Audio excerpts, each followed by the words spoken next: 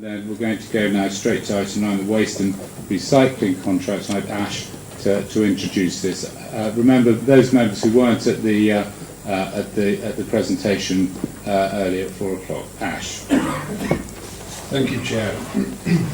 What I'd like to start by saying is some of this will be quite familiar to most members from previous committee reports and workshops that have taken place.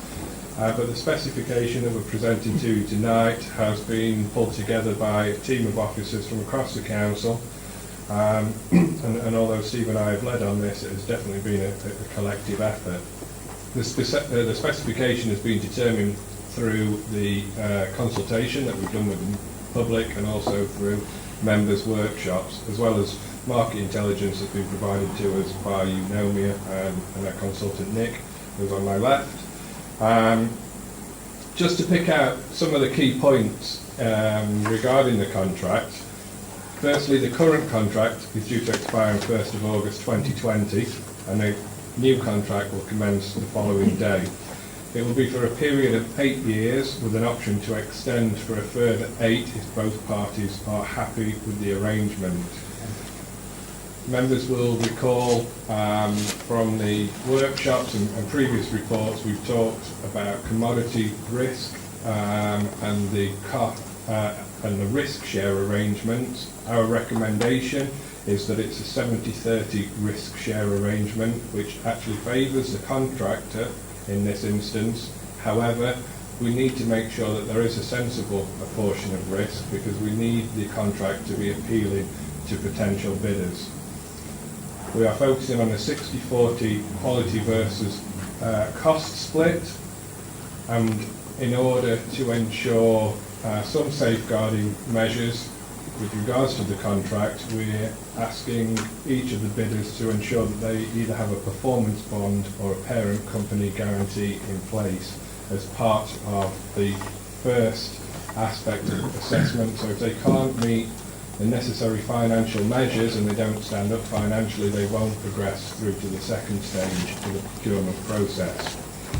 The service delivery aspect of it essentially remains the same. So weekly food waste will continue to be collected on a separate basis, as is now. Fortnightly collection of dry recyclables will continue as is now. Fortnightly collection of residual waste will continue as is now, and fortnightly collection of garden waste will continue. However, we are introducing and recommending the introduction of a chargeable service.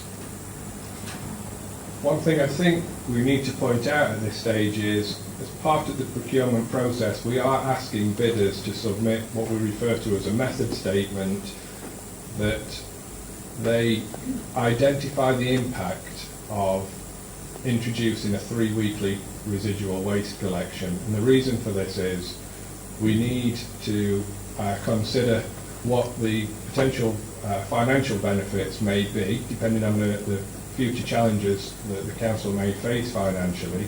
So at a midway point in 2024, we've asked them to kind of measure the impact of 3 weekly collections, and that may be on reduced management fees or increased recycling rates. I must stress that that cannot be introduced without member approval. So at that midway point, officers may decide to present a report to members outlining the pros and cons of this option. It isn't to say that's going to happen, it's just giving us an option to safeguard us financially. We have included in the specification that bins are to be collected on the same day of each week. That may not necessarily be the same day that they're collected now, but if the residual waste is collected on a Monday, then we're expecting that the recycled waste will be collected the following Monday, for example. The chargeable garden waste service, we're anticipating that this will be introduced in April 2021. The reason for this is the introduction of the new contract will start in August 2020. This would give a period of time for the new contractor to settle in, become familiar with the district, the nature of the district, without adding any further disruption. We're also asking the contractors to make better use of technology, not only to improve health and safety through such things as 360-degree cameras on the vehicles, but also in terms of improving service delivery to our residents. So having real-time information that feeds back to our teams here. So if a resident hasn't, for example, presented their bin properly, we'd be able to identify that. Or if somebody calls to say my bin had not been emptied, we'd be able to identify where the crew were, and they may not have actually reached the property yet, and be able to feed that back to the resident. The current arrangement is that that information comes to us at the end of the day, so it's a more responsive service that we're looking for. In terms of resources, we are having an option in the contract where the district council can purchase the vehicles, and the reason that we're doing this is because we're aware that current lending rates are more favourable for the organisation. We know this through the soft market testing exercises that we've done, and they are available to contractors. Now, contractors will generally pay more for those lending fees, and those lending fees and the hire of the vehicles would only come back to us anyway, so the cost would be passed back to us. We think this is a sensible approach because actually it would reduce the cost to us. It also means that the vehicles would remain in the ownership of the district council. However, the upkeep, maintenance and repair of those vehicles will be wholly the responsibility of that contractor. Similar situation with Longcliffe Depot. We will look to lease the depot and then sublease it to an incoming contractor for the very same reason that if the contractor leased the depot, they would only pass that fee back to us with a management fee applied and a percentage profit increase. Therefore, it would save us money financially if we are to take the lease in the first instance. In terms of performance monitoring, we have a number of arrangements in place to ensure the contract is fit for purpose and delivers on the expectations that have been outlined through public consultation and through the members' workshops. And this will be managed through weekly meetings, kind of on-the-ground meetings with the supervisors from the contractor and supervisors from the district council. There'll also be monthly meetings with what we refer to as an authorised officer for the district council, which is essentially the contract manager, and a similar representative from the incoming contractor. In addition to that, there will be an annual review of that contract, which will be attended by higher level personnel from the incoming contractor and myself and the district council's contract manager. You'll see from the report that we're also introducing a series of quality standards and health and safety standards that are expected of any incoming contractor. In terms of health and safety, we are stipulating that they must meet or exceed the current safety standards that are in place.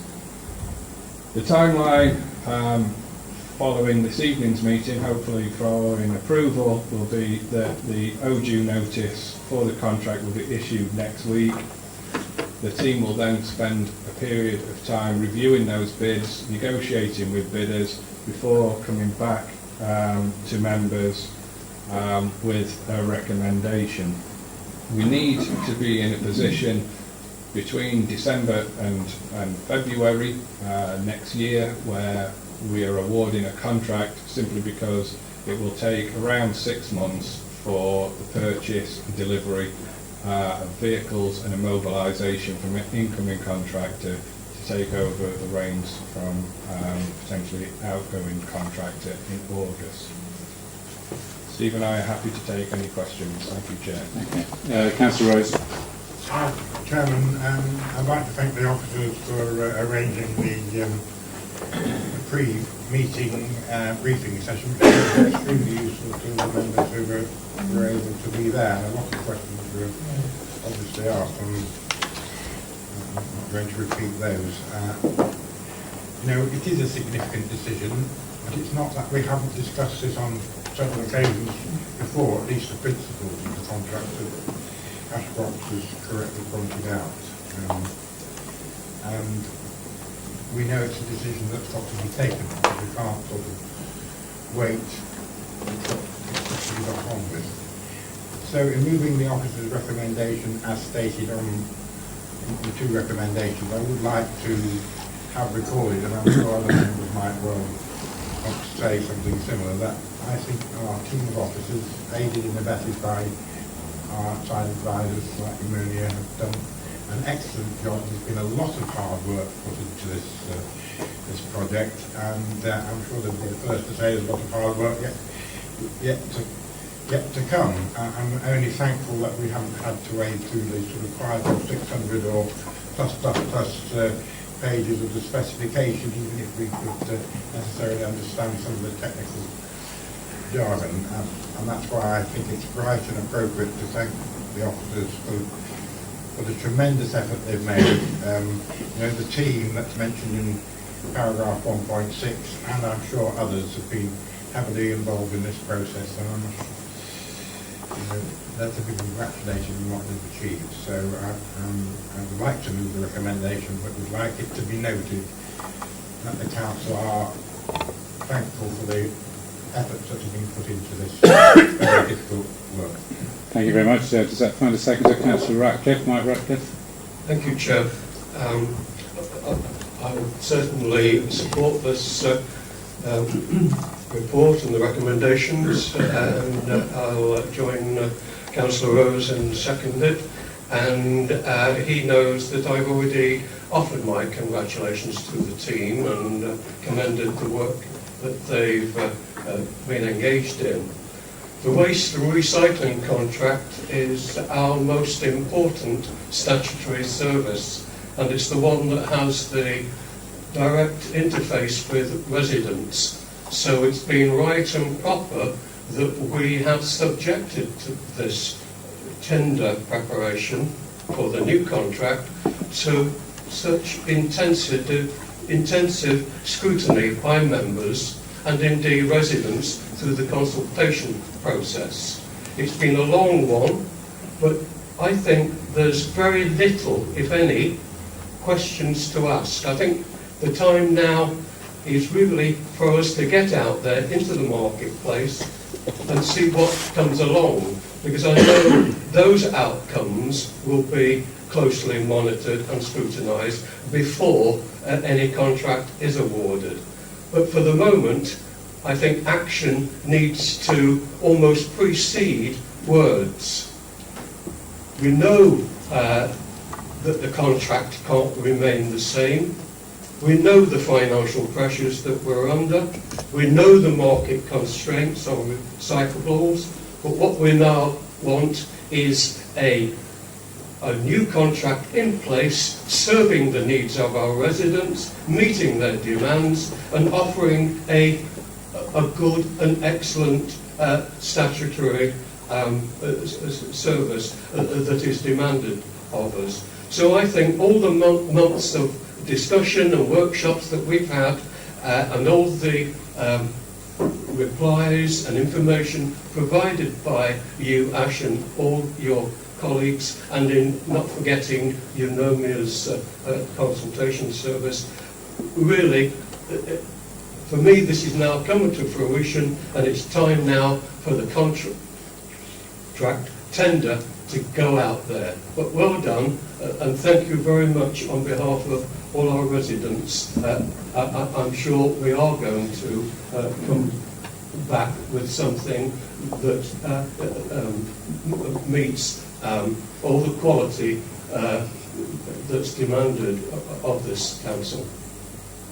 Councillor Martin Burford.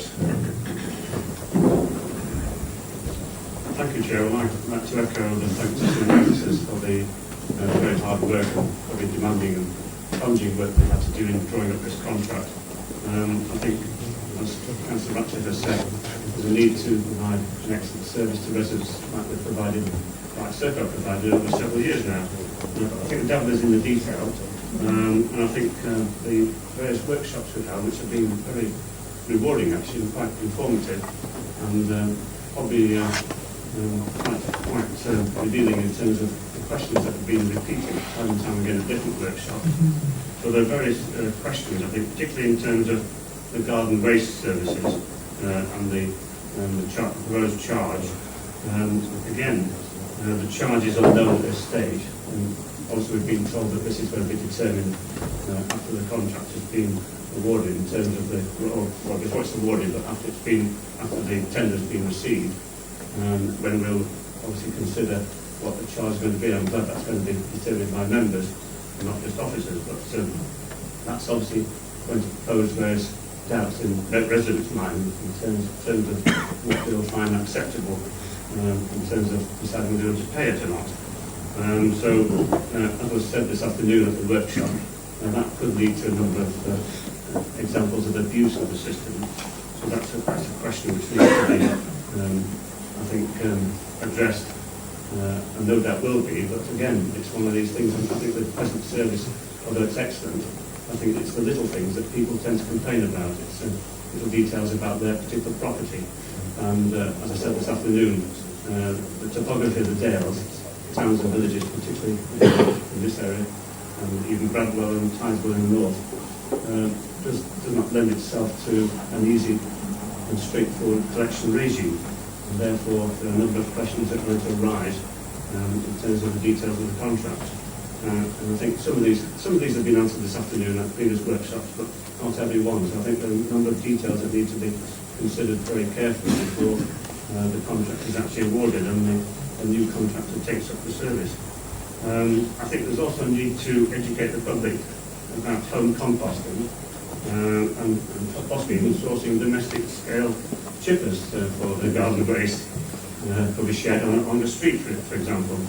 And I think, as again was said at the various workshops, especially this afternoon, I think we need to consider the payment for the garden waste service collection and whether it can be combined with collection of council tax, for instance.